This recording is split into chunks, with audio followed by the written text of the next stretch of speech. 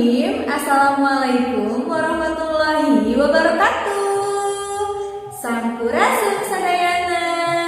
Wilujeng enjing, wilujeng patupang deui sareng Ibu Nunu di pengajaran bahasa Sunda. Barudak kumaha daramang? Alhamdulillah, mudah-mudahan sadayana sarehatnya. Barudak di minggu kamari urang parantos diajar ngeunaan ngaregepkeun bacaan Ucing Sumput. Masih keneh ebut teu? Barudak oge atos ngajawabanana dina bacaan anu atos diregepkeun. Alhamdulillah dinten ieu urang diajar nuliskeun kalimat. Tujuan pangajaranna nyaeta barudak sateu acan diajar hayu urang kawitan ku maca doa sasarengan. Bismillahirrahmanirrahim. Rabbi zidni ilman warzuqni fahman wa alhiqni bis-sholihin. Amin.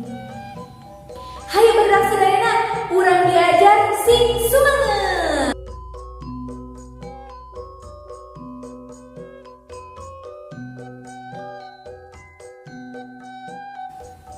Barudak ilikan kawas contoh.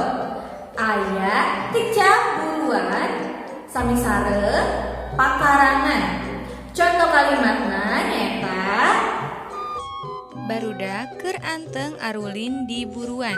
Barudak keur anteng arulin di pakarangan.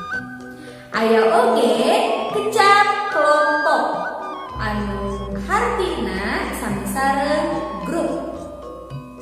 Contoh kalimatna nyaeta barudak teh dibagi jadi 2 kelompok. Barudak teh dibagi jadi 2 grup.